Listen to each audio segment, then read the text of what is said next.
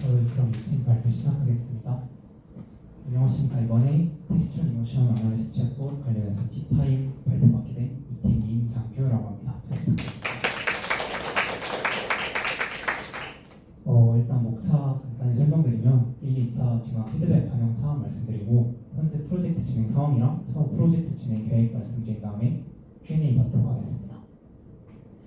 일단 1, 2차 아이디어 발표에서 저희가 받았던 피드백이 현재 챗봇이 저희 팀에서 굳이 존재해야 될 이유가 명확히 있지 않고, 그리고 이제 챗봇이 어떤 감정을 분석하는지 그 과정이 구체적으로 명시되어 있지 않으며,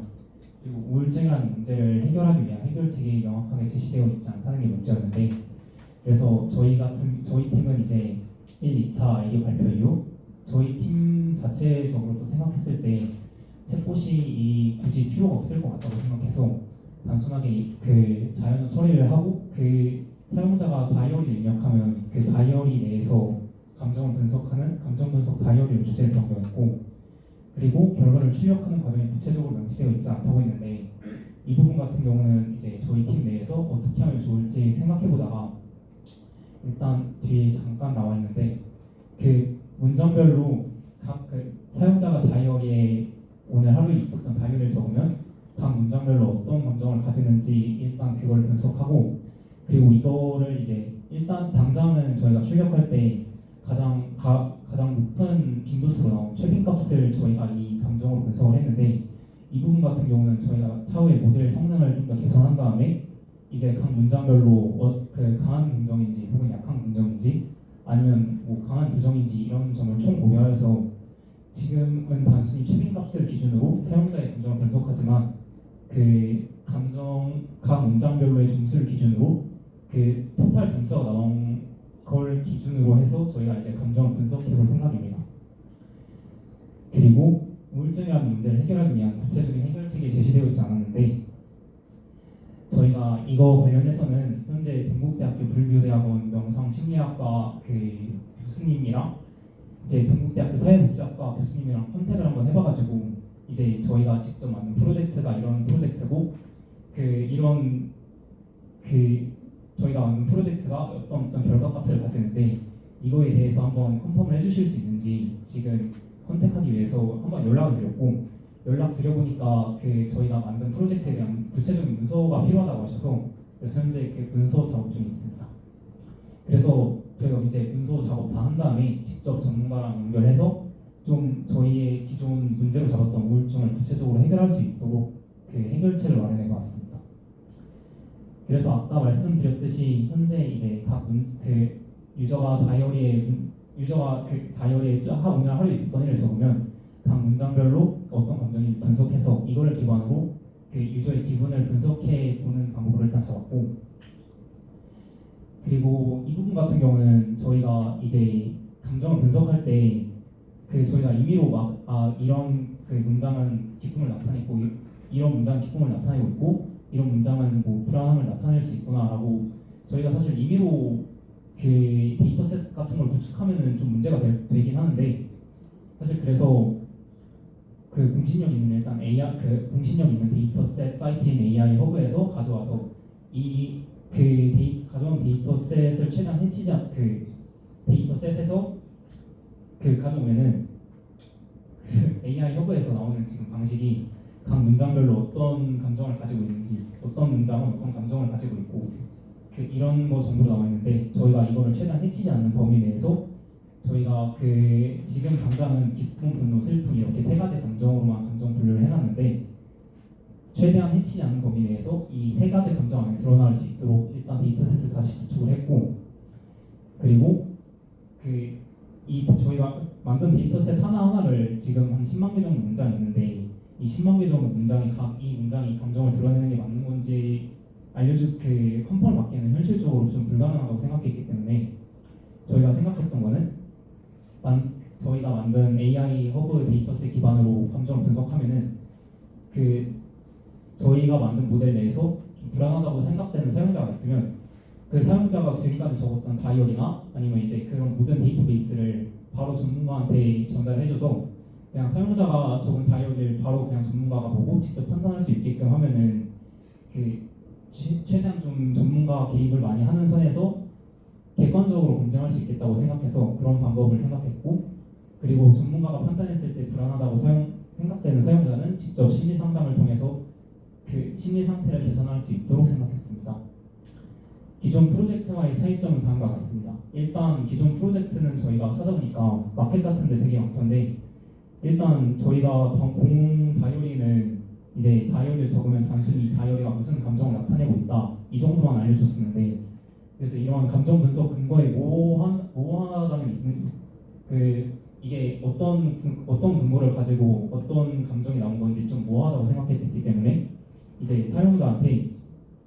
이렇게 각 문장별로 이런 감정을 나타내고 있고 이 문장은 몇 퍼센트 확률로 이런 감정을 나타내고 있다, 이런 거를 직접 알려줌으로써 사용자가 이런 걸 기반으로 내 감정이 나왔구나 하고 직관적으로 알 수 있게 출력하는 방식으로 생각을 했고,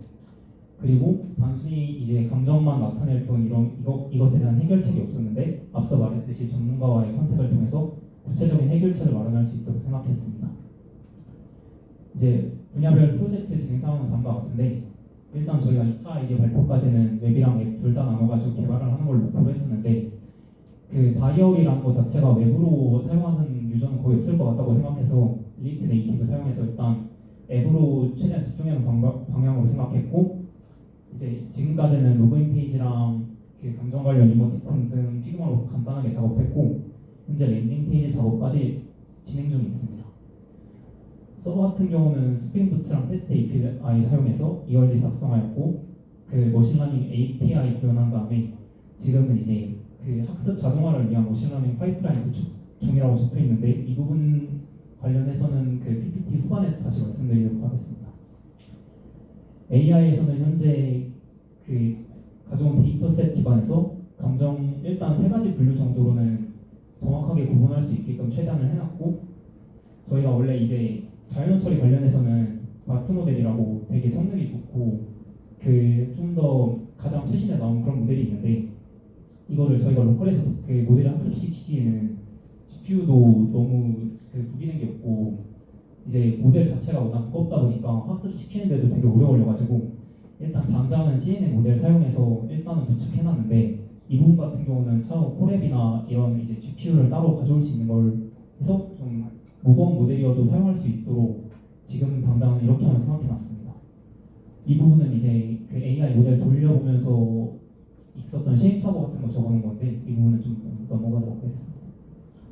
보안 같은 경우는 일단 블록체인 기술 관련해서 보안분들께서 그 테크 습득을 목표로 하셨는데,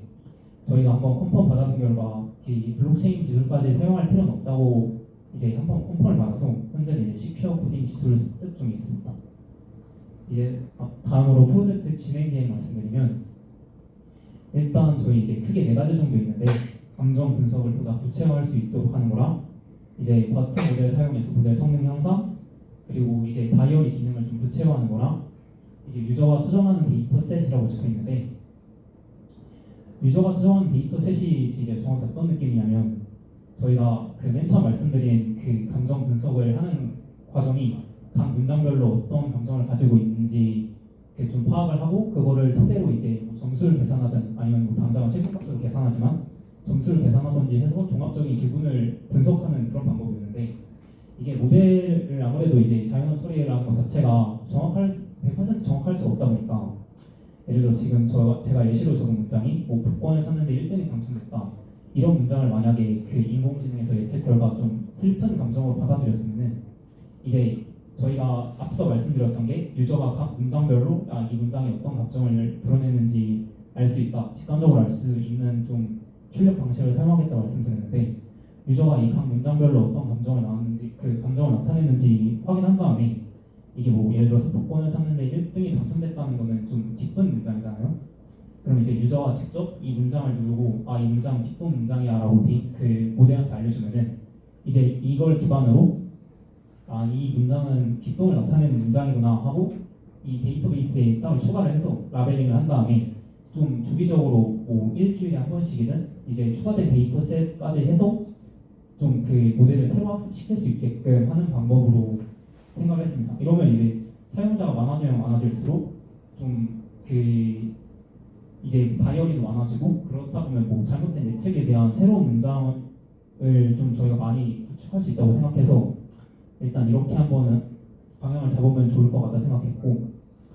다음으로 감정 분석 구체화 같은 경우는 일단 저희가 당장은 이제 세 가지 감정 정도로 나타냈는데, 지금 뭐 그 모델 대충 정확도가 80%에서 85% 정도 왔다 갔다 하는데, 이거를 저희가 사실 뭐 코바트 모델을 쓰면은 좀 더 좋은 성능을 구축할 수 있을 것 같긴 한데, 이 부분 같은 경우는 아직 뭐 아까 말씀드렸듯이 GPU라는 게 이런 뭐 GPU도 구비되어 있지 않고, 실제로 코바트 모델을 돌리려면은 저희가 이제 뭐 그냥 사용하는 GPU랑 안 되고 좀 회사에서 사용하는 그런 좋은 성능의 모델이 필요하기 때문에, 이제 이 부분 같은 경우는 뭐 콜앱을 쓰든 아니면 이제 네이버에서 뭐 AI 사용하든 해서 일단 모델 성능을 개선시키는 방향으로 하고, 만약에 이제 코바트 모델 구축 성공해가지고 이제 좀 모델 정확도가 더 높일 수 있겠다면은,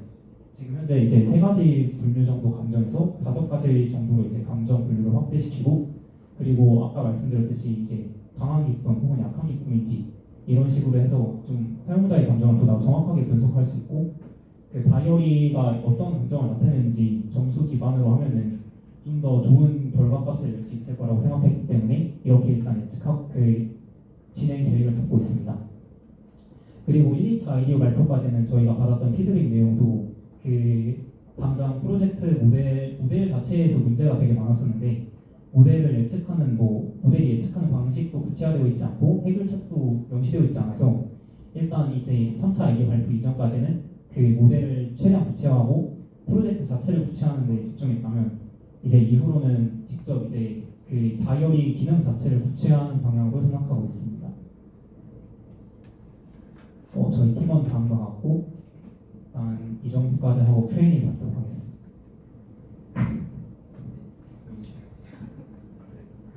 아까 설명해주신 부분 중에서 유저가 수정하는 데이터셋 부분을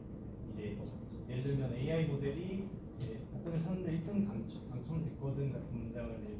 불안 슬픔으로 예측을 했는데, 사용자가 직접 기쁨으로 수정한다고 말씀을 해주셨고, 네. 그래서 이제 사용자들이 늘어나면 늘어날수록 이러한 예측을 정확히 할 수 있겠다라고 말씀을 해주셨는데, 네. 제가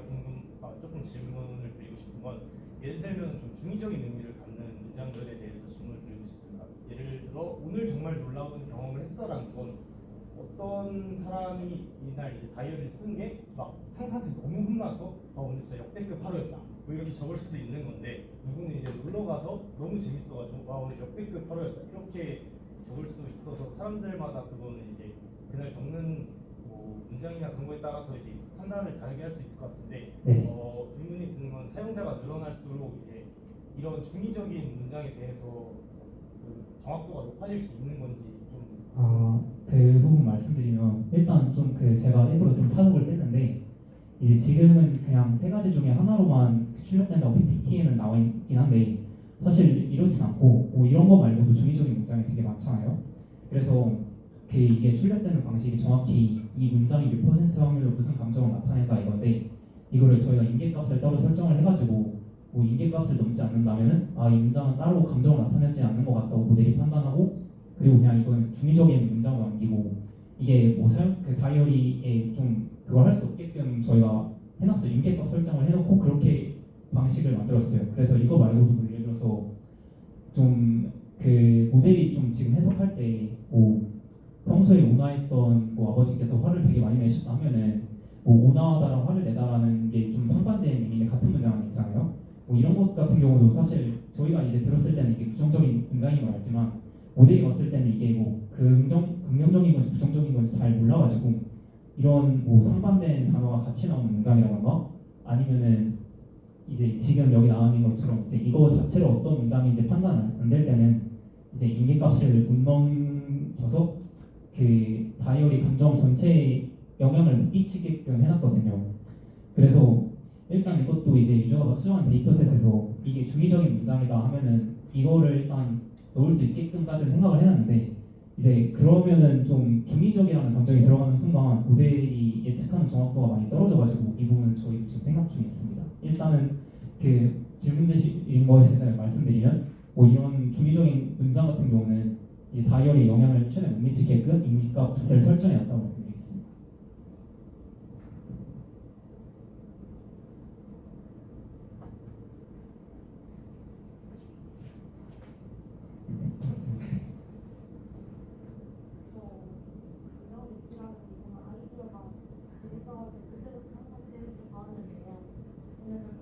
재밌게 들었고, 근데 페이지에서 궁금한 게 있는데요. 네. 다이어리를 사용자가 입력을 하면 불안정화가 이루어진 사용자의 다이어리를 전문가한테 전달한다는 방식이잖아요. 네, 맞습니다. 다이어리라는 게 본인이 좀 하나는 감정을 쓰고 네. 불편한 부분을 다 쓰는 건데 이런 게 전문가한테 전달된다는 생각을 하면 편하게 못 쓰지 않나요?